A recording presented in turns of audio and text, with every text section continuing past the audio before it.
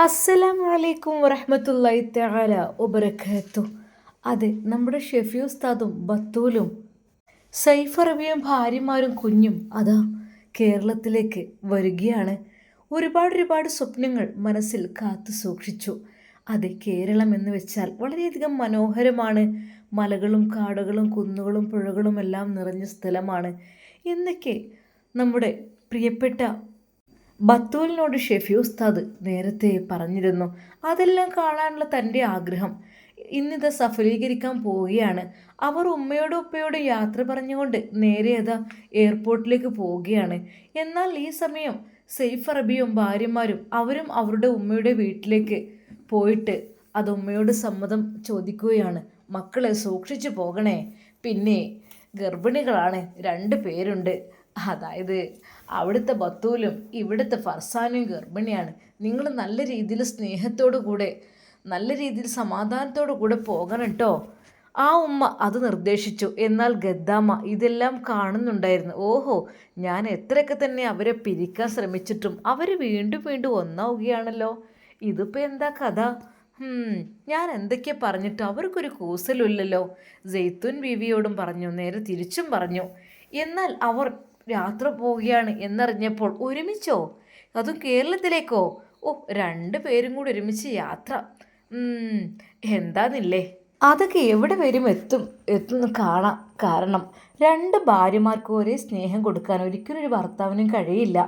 അവരുടെ ഒരു സ്നേഹം സ്വന്തം ഏട്ടത്തെയും അനിയത്തെയും പോലെയാണ് അവരുടെ കാട്ടിക്കൂട്ടലും. എന്താന്നില്ലേ, ശരിക്കും അവിടുത്തെ ഗദ്ദാമ്മക്ക് അവരുടെ സ്നേഹത്തിൽ നല്ല അസൂയുണ്ടായിരുന്നു. കാരണം അവർ ചിന്തിച്ചിരുന്നത് ഇങ്ങനെയായിരുന്നു, 2 പേരും ഒന്ന് തെറ്റിപ്പിരിയണം, എന്നിട്ട് ജെയ്ത്തുൻ ബിവിക്ക് ഒരിക്കൽ പോലും കുഞ്ഞിനെ കൊടുക്കരുത്. ജെയ്ത്തുൻ ബിവി ഹൃദയം പൊട്ടിക്കരയണം, അത് അവരുടെ സന്തോഷമൊക്കെ കെട്ടടങ്ങണം. എന്നാൽ ഫർസാനയ്ക്കും നേരെ തിരിച്ചു അങ്ങനെ തന്നെ നല്ല രീതിയിൽ ജെയ്ത്തൂൻ ബിവിയുടെ അടുത്ത് നിന്ന് ചീത്ത കേൾക്കണം എന്നൊക്കെയായിരുന്നു അവർ ചിന്തിച്ചിരുന്നത്.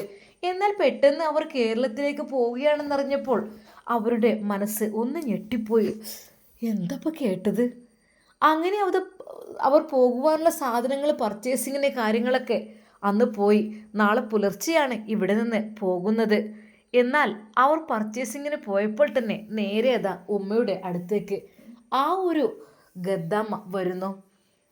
യാ ഉമ്മി, ആ പിന്നെ എനിക്ക് നിങ്ങളോടൊരു കാര്യം പറയാനുണ്ട്. നിങ്ങൾക്ക് ഒരേ ഒരു മകനേ ഉള്ളൂ അല്ലേ? മകൻക്കാണെങ്കിൽ 2 ഭാര്യമാരുണ്ട്. പക്ഷേ നിങ്ങളുടെ ഈ പ്രായത്തെ പരിഗണിക്കാതെ അവർ 2 പേരും കേരളത്തിലേക്ക് ടൂറ് പോകുക. കേരളത്തിലേക്ക് ടൂറ് പോകുക എന്നൊക്കെ വെച്ചാൽ അതൊരിക്കലും നിങ്ങളിവിടെ ഉപേക്ഷിച്ച് പോകുക എന്ന് വെച്ചാൽ അത് സ്നേഹമുള്ള ഒരു മകൻ ചെയ്യുന്ന കാര്യമാണോ? ഏതെങ്കിലും ഒരു മകൻ അങ്ങനെ ചെയ്യോ? ഒന്നുമില്ലെങ്കിൽ ഒരാളെങ്കിലും ഇവിടെ നിർത്തി പോകണ്ടേ? ഒന്നുകിൽ ജെയ്ത്തൂൻ ബീവി അല്ലെങ്കിൽ ഫർസാന, അവർ 2 പേരെയും കൂടി കൊണ്ടുപോകുന്നത് ശരിയാണോ? ഒന്നുമില്ലെങ്കിൽ പ്രായമായ ഉമ്മയില്ലേ ഇവിടെ, നിങ്ങളോടെങ്കിലും ഒന്ന് ചോദിച്ച് അല്ലെങ്കിൽ 2 പേരെങ്കിലും കൊണ്ടുപോകുന്നില്ല, ഒരാളെവിടെ നിർത്തി, അങ്ങനെയല്ലേ സ്നേഹമുള്ള മക്കളായാലും കാട്ടുക. ഇത് എന്ത് മോനാണ്? നിങ്ങൾ അത്രക്കും സ്നേഹം നൽകി പോറ്റി വളർത്തിയ നിങ്ങളുടെ പൊന്നു മോനെ 2 ഭാര്യമാരെയും കൊണ്ട് കേരളത്തിലേക്ക് ടൂറ് പോവുകയാണ്.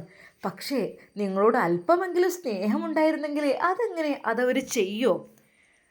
എൻ്റെ പൊന്നുമ്മ, ഞാനിവിടെ നിങ്ങൾക്കില്ലായിട്ടല്ല, അവർ പോയിക്കോട്ടെ, അതിനെന്താ, എനിക്ക് നിങ്ങളൊക്കെ ഇവിടെ ഇല്ലേ? എനിക്ക് കിച്ചണിൽ തന്നെ 2 സെർവൻ്റ് ഉണ്ട്, പുറം ജോലികൾ ചെയ്യാൻ വേറെയുണ്ട്, ഡ്രൈവർമാരായിട്ടുണ്ട്, അങ്ങനെ പലതും ഉണ്ടല്ലോ. പിന്നെ ഇപ്പോൾ എന്തിനാ? അവർ എൻജോയ് ചെയ്യട്ടെ, അവർ ജീവിതം ആസ്വദിക്കട്ടെ. എന്നാൽ ആ അറബിത്തള്ളയുടെ വാക്ക് ഒരിക്കൽ പോലും അവർക്ക് പറ്റിയില്ല. അവൾക്ക്, അതെ, ഞാൻ നിങ്ങളോടുള്ള സ്നേഹം കൊണ്ട് പറയാണ്, ഒരാളെവിടെ നിർത്താൻ പറയണം, ഒരാളെയും കൊണ്ട് പോയാൽ മതി, 2 ആളെ ഒരുമിച്ച് കൊണ്ടുവന്ന് ശരിയല്ല. പിന്നെ ഉമ്മ, ഒരു കാര്യം, നിങ്ങളോട് സ്നേഹം ഇല്ലായിട്ടാണ് അങ്ങനെയൊക്കെ പോകുന്നത്, പക്ഷെ നിങ്ങൾ ക്ഷമിച്ചിട്ടാണ്. ഇനി അഥവാ എന്തെങ്കിലും ഒരു അപകടമൊക്കെ പറ്റിക്കഴിഞ്ഞാൽ നിങ്ങൾക്ക് നിങ്ങളുടെ കുടുംബം തന്നെ ഇല്ലാതാവൂലേ? ഏതെങ്കിലും ഒരുത്തി ഇവിടെ നിർത്തണ്ടേ? ഒന്നെങ്കിൽ ജെയ്ത്തൂൻ അല്ലെങ്കിൽ ഫർസാന. പിന്നെ ഫർസാന എന്ന് വെച്ചാൽ അവൾ ഒരുപാട് കാലം കേരളത്തിൽ ആയിരുന്നല്ലോ. പിന്നെ ജെയ്ത്തൂൻ എന്ന് പറഞ്ഞാൽ കേരളം കാണാത്തവരും. ശരിക്കും ഒരു കാര്യം ഞാൻ പറഞ്ഞു തരാം, നിങ്ങൾ ഫർസാനെ ഇവിടെ നിർത്തിയിട്ട് ജെയ്ത്തൂനെയും കൊണ്ട് പോകാൻ പറയണം. എന്താ? എന്താ ഇപ്പോൾ എല്ലാവരും കൂടി അടച്ചുകൂട്ടി അങ്ങനെ പോകണം എന്നുള്ളത്? നിങ്ങൾക്ക് എന്തെങ്കിലും പറ്റിക്കഴിഞ്ഞാലേ നിങ്ങളുടെ ഉറ്റവർ ഉടയവരെന്ന് ചോദിക്കുമ്പോൾ ഈ വീട്ടിൽ ആരുമില്ല, ഒരാളെ മാത്രം തനിച്ചാക്കിയിട്ട് പോയി എന്നൊക്കെ പറയുമ്പോഴേ ഒന്നുമില്ലെങ്കിൽ ആളുകൾ പറയൂലേ. പിന്നെ മരണം എന്നൊക്കെ പറഞ്ഞാൽ എപ്പോഴും കൂടെ വരും. ഒരിക്കലും ശരിയല്ല. എനിക്കതിനോട് യോജിപ്പില്ല. ഞാനതിനോട് യോജിക്കണമില്ല. കാരണം എന്താണെന്ന് വെച്ചാൽ രണ്ടുപേരും ഒരുമിച്ച് വിടുന്നത് ശരിയല്ല ഉമ്മ. നിങ്ങൾക്കൊരു വാക്ക് പറഞ്ഞോടെ, നിങ്ങളുടെ മക്കളല്ലേ. എന്നാൽ ആ ഉമ്മ പുഞ്ചിരിച്ചുകൊണ്ട് പറഞ്ഞു, നീ എന്തിനാ എത്ര ഇടങ്ങാറാകുന്നത്? അതെൻ്റെ മക്കളും മരുമക്കളും അല്ലേ. അതിനിപ്പോൾ അവർ ഒരുമിച്ച് ജീവിക്കട്ടെ, അതന്നെയല്ലേ വേണ്ടത്. അല്ലാതെ ഒരാളെ കൊണ്ടുപോകും ഒരാളെ കൊണ്ടുപോയില്ല എന്നൊക്കെ ആയിക്കഴിഞ്ഞാൽ അവരുടെ മനസ്സ് വേദനിക്കൂലേ മോളെ? നീ എന്തൊക്കെയാണ് പറയുന്നത്? അല്ല, ഞാൻ നിങ്ങളോട് അത് പറയല്ല. നിങ്ങൾ മാഡം, ഞാൻ നിങ്ങളെ കാര്യം ആലോചിച്ചിട്ടാണ്. നിങ്ങളുടെ ഒരു പ്രായത്തിലും മക്കൾ നിരന്തരം ടൂർ എന്നൊക്കെ പറഞ്ഞ് നടക്കുമ്പോഴേ ആളുകളൊന്നുമില്ലേ പറയൂലേ. നീ എന്തൊക്കെ പറയുന്നത്? അതെ, ഒരാളെ മുടക്കണം, ആരെങ്കിലും ഒരാളെ. ഫർസാനെ പറഞ്ഞു വിടരുത്. ഇപ്രാവശ്യം ജെയ്ത്തൂൻ ബീവിയെ പറഞ്ഞു വിടണം. ഫർസാൻ ഇവിടെ നിൽക്കട്ടെ. എന്താ? ശരിക്കും ഗദ്ദാമ പറയുന്നത് ആ പാവം വൃദ്ധയായ അറബി സ്ത്രീ കേൾക്കുന്നു. എന്താ മക്കളെ, നല്ല രീതിയിൽ അവർ ജീവിക്കണം എന്നുള്ളതാണ് എൻ്റെ ചിന്ത. കാരണം എൻ്റെ ജെയ്ത്തൂന് മക്കളില്ല. മക്കളില്ലാത്ത ജെയ്ത്തൂന് താങ്ങും തണലുമായിട്ട് വന്നത് ഫർസാനയാണ്. അതുകൊണ്ട് തന്നെ ജെയ്ത്തൂനോളെ കാര്യത്തിലൊക്കെ വലിയ വിഷമമാണ്. അതുകൊണ്ട് ഒരിക്കൽ പോലും ഫർസാനയില്ലാതെ അവൾ പോകില്ല. എന്താ എൻ്റെ മേഡം നിങ്ങളീ പറയുന്നത്? ആയിക്കോട്ടെ, ഒരാൾ ഇവിടെ നിന്നാൽ മതി, മറ്റാൾ പോട്ടെ. അവർ കഴിയുന്ന രീതിയിൽ കുത്തിത്തിരിപ്പ് ഉണ്ടാക്കുവാൻ വേണ്ടി ശ്രമിക്കുന്നു. പിന്നുണ്ടല്ലോ, ഞാൻ പറഞ്ഞല്ലോ, അഥവാ എന്തെങ്കിലും അപകടം പറ്റിക്കഴിഞ്ഞാൽ നിങ്ങളെ കുടുംബം നഷ്ടപ്പെടട്ടോ. ഫർസാനയില്ല, ജെയ്ത്തൂനില്ല, മോനുമില്ല. നിങ്ങൾ വീണ്ടും ഒറ്റപ്പെട്ട് ഇവിടെ ജീവിക്കേണ്ടി വരും. ഈ കണ്ട സ്വത്തും കാര്യങ്ങളിൽ നിന്ന് അവകാശം ഇല്ലാതെ ആവും. എന്താ ഞാൻ പറഞ്ഞ കേട്ടൂടെ? എന്നാൽ അത് കേട്ടപ്പോൾ ആ ഒരു അറബിച്ചിയുമ്മ വല്ലാതെ അങ്ങ് വിഷമിച്ചു പോയി. പഠിച്ചോനെ, എന്തൊക്കെ ഞാൻ കേൾക്കണത്. പിന്നെ സൈറ, ഈ വേണ്ടാത്തൊന്നും പറയല്ലേ. വേണ്ടാത്തതൊക്കെ പറഞ്ഞു കഴിഞ്ഞാൽ എൻ്റെ മനസ്സിക്ക് വിഷമം വരും. എൻ്റെ പൊന്നാര അറബി ഉമ്മച്ചിയേ, നിങ്ങളോടുള്ള സ്നേഹം കൊണ്ട് പറയാണ്. നിങ്ങൾ അങ്ങനെ അങ്ങ് വിട്ടു കൊടുക്കില്ലേ. നിങ്ങൾക്ക് നിങ്ങളുടെ കാര്യമൊക്കെ നോക്കിക്കൂടെ? എല്ലാ മക്കൾക്ക് വേണ്ടി വിട്ടു കൊടുക്കുന്നത് ശരിയാണോ എൻ്റെ അറബി ഉമ്മച്ചിയെ? നിങ്ങളെ നോക്കാൻ ഞാനുണ്ട്, ശരിയാണ്. എന്നാൽ പിന്നെ സൈറ അത് മതി. നീ ഉണ്ടല്ലോ എന്നെ നോക്കാൻ, അത് തന്നെ ധാരാളം. നീയും മറ്റോളുണ്ട്. മറ്റോളെ വിശ്വസിക്കാനൊന്നും പറ്റൂല. മറ്റോള് ആന കള്ളത്തിയാണ്. പല രീതിയിലുള്ള മോഷണങ്ങളൊക്കെ നടത്താൻ ശ്രമിക്കുന്നുണ്ട്. ഞാൻ എപ്പോഴും കാണുന്നതുകൊണ്ടാണ് പിടിച്ചു വെക്കുന്നേ ഉള്ളൂ. പിന്നെ ഞാൻ ഉണ്ട്, ശരിയാണ്. എന്നാലും നിങ്ങൾ സ്വന്തമായിട്ട് ഇനി അഥവാ എന്തെങ്കിലും അസുഖം വന്നു എന്ന് വിചാരിച്ചോളി. അസുഖം വന്നു കഴിഞ്ഞാൽ ഹോസ്പിറ്റലിലേക്ക് പോകുമ്പോൾ കൂടെയുള്ളത് ആരാ? മകനുണ്ടോ മരുമകളുണ്ടോ എന്നൊക്കെ ചോദിക്കുമ്പോൾ ഞാൻ എന്ത് ഉത്തരം പറയും? അതിനൊന്ന് നിങ്ങൾ പറയോ? ശരിക്കും എങ്ങനെയെങ്കിലും ആ യാത്ര മുടക്കുവാൻ വേണ്ടി അവൾ കിണഞ്ഞു പരിശ്രമിക്കുന്നുണ്ട്. എന്നാൽ ഈ സമയത്ത് അതാ ജെയ്ത്തൂൻ ബീവിയും സെയ്ഫ് അറബിയും അവർ ഷോപ്പിങ്ങിന് പോയതാണ്. ഫർസാനയും നാട്ടിലേക്ക് ആവശ്യമുള്ള അത്യാവശ്യം കുഴപ്പമില്ലാത്ത രീതിയിൽ സാധനങ്ങളെല്ലാം വാങ്ങണം. കാരണം 2-3 പേരുടെ ലഗേജ് ഉണ്ടല്ലോ. പിന്നെ അത് മാത്രമല്ല, ഉസ്താദിനും വീട്ടുകാർക്കും എല്ലാവർക്കും വാങ്ങണം എന്നും വിചാരിക്കുന്നുണ്ട്. പിന്നെ നമ്മുടെ ഷെഫിക്കൊരു കുഞ്ഞ് പിറന്നിട്ടുണ്ട്. ആ കുഞ്ഞിന് ആവശ്യമുള്ളതെല്ലാം അതും വാങ്ങണം. ചുരുക്കി പറഞ്ഞാൽ അവർ ഗൾഫിൽ നിന്ന് നാട്ടിലേക്ക് പോകുമ്പോഴേ ഒരു ഘനഗംഭീരമായ ഒരു വരവോട് കൂടെ പോകാമെന്നാണ് കരുതുന്നത്. എന്നാൽ ജെയ്ത്തൂൻ ബീവി തന്നെയാണ് എല്ലാം സെലക്ട് ചെയ്യുന്നത്. അതായത് കാരണം ഫർസാനയുടെ ഉമ്മാക്കുള്ളതും ഉപ്പാക്കുള്ളതും അനിയത്തിമാർക്കുള്ളതും എല്ലാം അവർ തന്നെയാണ് സെലക്ട് ചെയ്യുന്നത്. പല കാര്യങ്ങളും അവൾ മറന്നു പോകുന്നുണ്ട് എങ്കിലും മോളെ അത് വേണ്ടേ ഇത് വേണ്ടേ എന്നൊക്കെ പറഞ്ഞ് സാധനങ്ങളെല്ലാം അവർ സെലക്ട് ചെയ്യുന്നുണ്ട്. സന്തോഷത്തോടു കൂടി കേരളത്തിലേക്ക് പോകുവാനുള്ള തയ്യാറെടുപ്പിലാണ് അവർ. എന്നാൽ ഫർസാന ചോദിച്ചു, ജെയ്ത്തൂൻ ബേബി, പിന്നെ ഇനി എന്താ വാങ്ങേണ്ടത്? ഇനി എന്തെങ്കിലും? ഇനിയിപ്പോൾ എന്താ മോളുടെ വീട്ടിലേക്കുള്ള എല്ലാ സാധനങ്ങളും ആക്കിയോ? ഒന്ന് നോക്ക്. നിനക്കതിന് ഐഡിയ ഇല്ല, അതൊന്നും വേണ്ട, കുറച്ചൊക്കെ മതി. അല്ല നമുക്ക് പിന്നെ ഷെഫി ഉസ്താദിൻ്റെ വീടാണ്, അങ്ങോട്ട് കൊടുക്കണം. അതുപോലെ തന്നെ സീനത്തിൻ്റെ വീട്ടിൽ അവിടേക്ക് കൊടുക്കണം, ഒക്കെ ഉണ്ട്. പിന്നെ ഷെഫി ഉസ്താദിൻ്റെ വീട് കാണാൻ പോകണം, അവരുടെ ഉമ്മയെ കാണണം, അവരൊക്കെ ഉണ്ട്. അവർക്കൊക്കെയുള്ള സ്പെഷ്യൽ എല്ലാ സാധനങ്ങളും പർദ്ദയായിട്ടും മുസല്ലയായിട്ടും പെർഫ്യൂംസ് ആയിട്ടും അങ്ങനെ എല്ലാ വിലപിടിപ്പുള്ള സാധനങ്ങളുമെല്ലാം അവർ എടുക്കുന്നുണ്ട്. സെയ്ഫ് അറബി എല്ലാം കണ്ടുകൊണ്ട് സന്തോഷിച്ച് നിൽക്കുകയാണ്. ഒരു നിമിഷം അദ്ദേഹം ചിന്തിച്ചു, റബ്ബേ എൻ്റെ ഭാര്യമാര്, അതെ എന്താണ് സെയ്ഫ് അറബി വിചാരിക്കുന്നത് എന്ന് വെച്ചാൽ തൻ്റെ ജെയ്ത്തൂൻ ബീവി എന്താണ് പറയുന്നത് അതിനനുസരിച്ചാണ് അവൾ നിൽക്കുന്നത്. അത് വലിയൊരു സന്തോഷം തന്നെയാണ്. അല്ലാ, ഒരിക്കൽ പോലും രണ്ടാളും അഹങ്കരിക്കരുത്. രണ്ടാളും നല്ല സ്നേഹത്തോടു കൂടി നിൽക്കണം. അങ്ങനെ ആകുമ്പോൾ വല്ലാത്ത സ്നേഹമാണ്. ഇടയ്ക്കിടെ അതാ അവൾ കുഞ്ഞിനെ വാരിയെടുക്കുന്നു. രണ്ടുപേരും അങ്ങോട്ടും ഇങ്ങോട്ടും മാറിയെടുക്കുന്നു. എന്നാൽ ജെയ്ത്തൂൻ ബീവി പറഞ്ഞു, മോൾ അവിടെ ഇരിക്കേ, ഇനി ഒരുപാട് സെലക്ട് ചെയ്യുന്നും വേണ്ട, അതൊക്കെ ഞാൻ ചെയ്തോളാം. മോൾ ഇങ്ങനെ റെസ്റ്റ് ഇല്ലാതെ നിന്ന് കഴിഞ്ഞാലേ മോൾ അവിടെ പോയി ഇരിക്കേ. ഇനി സ്നേഹത്തോടെ തൻ്റെ അനിയത്തിയോടെന്ന പോലെ അതാ അവൾ അത് പറയുന്നു. എന്നാൽ സെയ്ഫ് അറബി സെലക്ട് ചെയ്യാനും ഒന്നിനുമില്ലായിരുന്നു. സെയ്ഫ് അറബി പറഞ്ഞു, നിങ്ങളെല്ലാം എടുക്കുക, എന്നിട്ട് എനിക്ക് കുറച്ച് സാധനങ്ങൾ എടുക്കാണ്ട്. അതാണ് സെയ്ഫ് അറബി പറഞ്ഞത്. അത് കേരളത്തിലേക്ക് പോകുവാനുള്ള ഒരുക്കങ്ങൾ എല്ലാം പൂർത്തിയായിക്കൊണ്ടിരിക്കുന്നു. ഒരിക്കൽ കൂടി അതാ ഉസ്താദിൻ്റെ വീട്ടിലേക്കുള്ള പാൽപ്പൊടി, ടാങ്ക്, ബദാം, പിസ്ത, അണ്ടിപ്പരിപ്പ്, മുന്തിരി, വാൽനട്ട്, അത്തിപ്പഴം, അങ്ങനെ ഒരുപാട് സാധനങ്ങൾ, ഡ്രൈ ഫ്രൂട്ട്സും അതെല്ലാം നമ്മുടെ സെയ്ഫ് അറബിയും വാങ്ങിക്കൂട്ടി ആവശ്യക്കാർക്ക് കൊടുക്കാലോ എന്ന് കരുതി. എന്തൊക്കെ തന്നെയാലും വല്ലാത്ത ഒരു സന്തോഷമുള്ള നിമിഷങ്ങൾ. പർച്ചേസിങ്ങും കാര്യങ്ങളും എല്ലാം കഴിഞ്ഞു. സെയ്ഫ് അറബി ചോദിച്ചു, അല്ല ഇനി എന്തെങ്കിലും?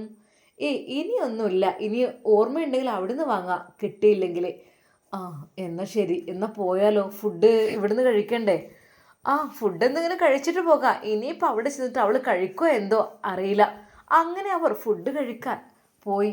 എന്നാൽ ഈ സമയം ഗദ്ദാമ പറഞ്ഞ് കേട്ടില്ലേ, അതെ പിന്നെ അറബിച്ചുമ്മ, ഞാൻ നിങ്ങളോടൊരു കാര്യം പറയട്ടെ. അതായത് നിങ്ങളുടെ മക്കൾ പോയിട്ട് എത്ര സമയമായി? ഇതുവരെ ഒന്ന് വിളിച്ചു നോക്കി ഒന്നും ചെയ്തില്ലല്ലോ. കണ്ടില്ലേ, അല്ലെങ്കിൽ മക്കളെ നമ്മൾ കൂടുതൽ സ്നേഹിക്കാൻ പാടില്ല. എങ്ങനെയെങ്കിലും വളരുന്ന മക്കളായിരിക്കും നന്നാകുക. ഇത് നമ്മൾ പാലും തേനും കൊടുത്ത് വളർത്തുന്ന മക്കൾ, മടിയിൽ ഇട്ട് ഇതിനെ നല്ല രീതിയിൽ നോക്കുന്ന മക്കളാവുമ്പോൾ അവർ ഉമ്മയും ഉപ്പയും അത്ര നല്ല രീതിയിലൊന്നും കൊണ്ട് നടക്കൊന്നുമില്ല. നോക്കാതെ എങ്ങനെയാണ് വളർന്ന മക്കളായിരിക്കും നോക്കുക. ഇതിപ്പോൾ ഒരു അറബി ഉമ്മക്ക് ഒരു മോനല്ലല്ലോ. ആ ഒരു സ്ഥിതിക്ക് ഇപ്പോൾ കണ്ടില്ല, അവരവരുടെ ഇഷ്ടത്തിന് ഡ്രസ്സ് എടുക്കാൻ പോകുന്നു, ഷോപ്പിങ്ങിന് പോകുന്നു, ഫുഡ് കഴിക്കാൻ പോകുന്നു, അത് രണ്ട് ഭാര്യയും കൂട്ടി. എന്താ സുഖം അല്ലേ? അല്ല സൈറ, ഞാൻ നിന്നോടൊരു കാര്യം ചോദിക്കട്ടെ. ഈ ഒരു കാര്യത്തിന് എന്തിനാ നീ ഇടപെടുന്നത്? അതെൻ്റെ മക്കളാണ്. അത് 3 പേര്. ഞാൻ ഒരിക്കൽ പോലും ഒരാളെ ഞാൻ എൻ്റെ മരുമകൻ്റെയോ മരുമകളുടെയോ സ്ഥാനത്ത് കണ്ടിട്ടില്ല. അത് 3 എൻ്റെ മക്കൾ തന്നെയാണ്. ദയവായി അവരുടെ ഇടയിൽ നീ ഒരു മുഷിപ്പ് ഉണ്ടാക്കരുത് കേട്ടോ. അല്ലേ, ഞങ്ങളോട് പറയാമെന്ന് മാത്രം. അത്രക്കും ഇത്രയും ടൈമായിട്ട് ഒന്ന് വിളിക്കുക, പറയാം, എന്തെങ്കിലുമൊക്കെ ഒന്ന് ചെയ്തിട്ടുണ്ടോ? ഒന്നും ചെയ്തിട്ടില്ല. അവരവരുടെ ഇഷ്ടം പോലെ ഇങ്ങനെ കറങ്ങി നടക്കുന്നുണ്ടാവും. ഉമ്മ, അധികം വളം വെച്ച് കൊടുക്കാൻ പറ്റില്ല കേട്ടോ. ഒരു ലിമിറ്റ് നിങ്ങളിൽ ഉണ്ടായിക്കോട്ടെ. പിന്നെ അവർ വരികയാണെങ്കിൽ ഞാൻ പറഞ്ഞ രീതിയിൽ നിങ്ങളൊന്ന് ചിന്തിച്ച് നോക്കി. അതായത് ഫർസാനെ കൊണ്ടുപോകണ്ട, ജെയ്ത്തൂൻ മാത്രം പോകട്ടെ എന്ന്. കാരണം ഫർസാൻ ഒരുപാട് കണ്ടതല്ലേ. ഇനിയിപ്പോൾ അതുമല്ലെങ്കിൽ നേരെ തിരിച്ചും ആവാം. കാരണം ജെയ്ത്തൂൻ ബീവി ഇവിടെ ഒറ്റപ്പെട്ട് കഴിയുമെന്നുള്ള ടെൻഷനിലായിരുന്നു. അവിടെയാകുമ്പോൾ നിങ്ങളുടെ കൂടെയൊക്കെ അങ്ങനെ കഴിയാലോ എന്ന് വിചാരിച്ചിട്ടായിരിക്കും അങ്ങനെയൊക്കെ പറഞ്ഞത്. പിന്നെ ഞാൻ പറഞ്ഞു തരാം, നിങ്ങൾ വന്നപ്പോൾ തന്നെ പറയണം. എന്തെന്ന് വെച്ചാൽ 2 പേരും കൂടി പോകണ്ട. എനിക്ക് എന്തേ പറ്റിക്കഴിഞ്ഞാൽ ഇവിടെ ആരുണ്ടാകുക? ചോദിക്കാനും പറയാനും ഇവിടെ ഒരാളുണ്ടോ? നിങ്ങൾക്ക് എന്നെ വിട്ട് ഷോപ്പിങ്ങിന് പോകാനും കേരളത്തിലേക്ക് ടൂർ പോകാനൊക്കെ എങ്ങനെ ധൈര്യം തോന്നുന്നു? നിന്നെക്ക് ഉറക്കാത്ത കഴിയില്ലല്ലോ. എന്തൊക്കെ തന്നെയാലും നിൻ്റെ ഐഡിയ ഏതായാലും കൊള്ളാം. അങ്ങനെ പല രീതിയിലും അതാ ഓരോ കാര്യങ്ങൾ ഉമ്മാക്ക് പറഞ്ഞു കൊടുത്തു. അതെ ഉമ്മ, നിങ്ങൾ പറയണേ ഒരാളെ പറ്റുള്ളൂ എന്ന് എന്തായാലും പറയാൻ കേട്ടോ. എന്തിനാ മോളേജ് വെറുതെ ഫിത്തിനും ഫസാദും ഉണ്ടാക്കണത്? അവർ നല്ല മട്ടത്തിൽ പൊയ്ക്കോട്ടെ, എനിക്ക് സന്തോഷമേ ഉള്ളൂ. എൻ്റെ മക്കൾ സന്തോഷിക്കണം, മരുമക്കളും സന്തോഷിക്കണം. എൻ്റെ മക്കൾ സന്തോഷമാണ് എൻ്റെ സന്തോഷം. അതെ, സൈറയുടെ അടുത്ത് സൈറ പറയുന്ന അടവുകളൊന്നും അവിടെ നടക്കുന്നില്ല എന്നർത്ഥം. എന്നാൽ അല്പം സമയം കഴിഞ്ഞപ്പോൾ അറബിയുടെ വാഹനത്തിൻ്റെ ശബ്ദം കേൾക്കുന്നു. ഉമ്മ, പിന്നെ എല്ലാം ഞാൻ പറഞ്ഞത് പോരട്ടെ, ഒരാൾ നാട്ടിലേക്ക് പറഞ്ഞയച്ചാൽ മതി നിങ്ങൾ പറയാൻ കേട്ടോ. ഞാനിതിനു വേണ്ടി കാത്തിരിക്കും. എന്താ മോളെ? അങ്ങനെ അവൾ അകത്തേക്ക് പോയി, ഒന്നും അറിയാത്ത രീതിയിൽ. ഒരിക്കൽ പോലും ഞാനിവിടെ വന്ന് ഉമ്മയോട് പറഞ്ഞത് സെയ്ഫ് അറബി അറിയണ്ട തൽക്കാലം. എന്നാൽ നേരെ അതാ സെയ്ഫ് അറബിയും ജെയ്ത്തൂൻ ബീവിയും ഡോർ തുറന്ന് പുറത്തേക്ക് വരുന്നു. എല്ലാം അവർ ഉമ്മയുടെ അടുക്കലേക്കാണ് കൊണ്ടുപോയത്. ഇനി ഉമ്മ അത് ചോദിക്കുമോ? അതായത് അതിനെപ്പറ്റി വല്ലതും പറയുമോ? മോനെ സെയ്ഫേ, ഒരാളെ നീ നാട്ടിലേക്ക് കൊണ്ടുപോയാൽ മതി, കേരളത്തിലേക്ക്. കാണാത്തവർ കാണട്ടെ. എന്തായിരിക്കും സെയ്ഫ് അറബിയുടെ ഉമ്മ പറയുക അവരോട്? സന്തോഷത്തോടെ നാളെ കേരളത്തിലേക്ക് പോകുവാൻ വേണ്ടി തയ്യാറായി നിൽക്കുന്ന അവരിലേക്ക് ആ ഉമ്മയുടെ വാക്കുകൾ കേൾക്കുമ്പോൾ അവരുടെ ഹൃദയം എന്തായാലും പൊട്ടിക്കരയും. എന്നാൽ ആർക്കാണ് ഉമ്മ സ്വാതന്ത്ര്യം കൊടുക്കുന്നത് സെയ്ഫ് അറബിയുടെ കൂടെ പോകുവാൻ വേണ്ടിയിട്ട്? എൻ്റെ പ്രിയപ്പെട്ട കൂട്ടുകാർ കമൻ്റായിട്ട് രേഖപ്പെടുത്തുക കേട്ടോ. ഉമ്മുൽ ഖൈറിനെയാണോ ഫർസാനെയാണോ കേരളത്തിലേക്ക് അറബി കൂടെ കൊണ്ടുപോകുന്നത്? നമുക്ക് കാത്തിരുന്ന് കാണാം. അതുവരേക്കും എല്ലാവർക്കും അസ്സലാമു അലൈക്കും വറഹ്മത്തുള്ളാഹി തആല വബറകാതുഹു.